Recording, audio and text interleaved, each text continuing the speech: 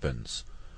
The earliest work on the effects of electromagnetic weapons on humans was done by Nikola Tesla in the early 1900s. The earliest anti-personnel electromagnetic weapons can be traced to the early to mid-1940s and possibly earlier. The first reference is existent in the U.S. Strategic Bombing Survey that reviewed Japanese research and development efforts into a death ray. Human beings, prisoners of war, were used in terminal experiments in the laboratory. Summarizing the Japanese efforts after World War II, Allied scientists concluded that a death ray apparatus might be developed that could kill unshielded human beings at a distance of 5 to 10 miles. Research on living organisms revealed that waves from 2 meters to 60 centimeters in length caused hemorrhage of the lungs, whereas waves shorter than 2 meters destroyed brain cells. Dr. Andrei Puharich studied the effects of radio waves on animals at Northwestern University in the late 1940s. He later founded a laboratory called Round Table Foundation of Electrobiology. Puharich was employed at the Army's Chemical and Biological Warfare Center at Fort Detrick, Maryland, researching the effects of LSD for the CIA in 1954. Puharich perfected the radio tooth implant, a small little relay receiver and transmitter. Dr. Alan Fry, a biophysicist at GE's Advanced Electronics Center, Cornell University, and a contractor for the Office of Naval Research, discovered in 1958 that the human auditory system responds to electromagnetic energy in a portion of the radio frequency spectrum at low power densities, well below that necessary for biological damage. Quote, "The human auditory system and a table radio may be 1 order of magnitude apart in sensitivity to radio frequency energy." Dr. Fry proposed stimulating the nervous system without the damage caused by electrodes. He wrote 2 papers, Microwave Auditory Effect and Applications, and Human Auditory Response to Modulated Electromagnetic Energy. Alan Fry experimented with microwaves, seeking to transmit spoken words directly into the audio cortex via a pulsed microwave analog of the speaker's sound vibration. Fry's work in this field gave rise to the so-called Fry effect, which is now more commonly referred to as microwave hearing. Fry's work had obvious implications for covert operations.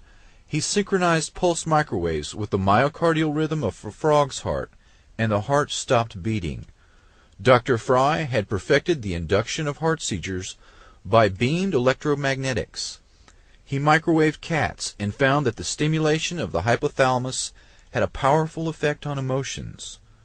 Fry found that human subjects exposed to 1300 MHz to 3000 MHz microwaves at average power densities of 0.4 to 2 milliwatts per centimeter perceived auditory sounds. The peak power densities were on the order of 200 to 300 milliwatts per centimeter, and the pulse repetition frequencies varied between 200 to 400 Hz. Fry referred to this auditory phenomenon as radio frequency sound. The sensation occurred instantaneously at average incident power densities well below that necessary for known biological damage, and appeared to originate from within or near the back of the head. Dr. Fry was reluctant to experiment on humans, but others, particularly paperclip scientists, were not. Dr. Michael Persinger, a psychologist and neuroscientist, did research on the effects of electromagnetic radiation on the brain for a Pentagon weapons project. He has worked in the field for 40 years, and funded by the Navy and reportedly by the NSA as well. Dr. Persinger perfected a means to make experimental subjects feel that they had been abducted by aliens or had an encounter with angels or God through the use of a modified motorcycle helmet equipped with solenoids to send electromagnetic pulses through the frontal lobes of the brain. Quote, "Human experience of God can be generated by a process that has nothing to do with whether God exists or not." Dr. Persinger published the paper On the Possibility of Directly Accessing Every Human Brain by Electromagnetic Induction of Fundamental Algorithms, 1995. Quote, "A process which is coupled to the narrow band of brain temperature could allow all normal human brains to be affected by a subharmonic whose frequency range at 10 Hz would vary only by 0.1 Hz. Random variations of noise within the matrices could potentially differentiate between individual brains. In other words, individuals could be identified by the specific characteristics of their brain output. He goes on further. Identification of these sequences could also allow direct access to the most complex neurocognitive processes associated with the self, human consciousness, and the aggregate of experimental representations, in other words, episodic memory, that define the individual within the brain.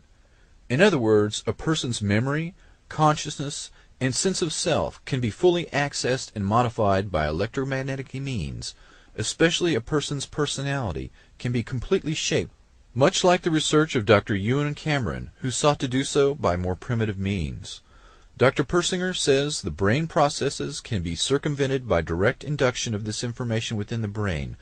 The basic premise is that the synthetic duplication of the neuroelectrical correlates generated by the sensors to an actual stimulus should produce identical experiences without the presence of that stimulus.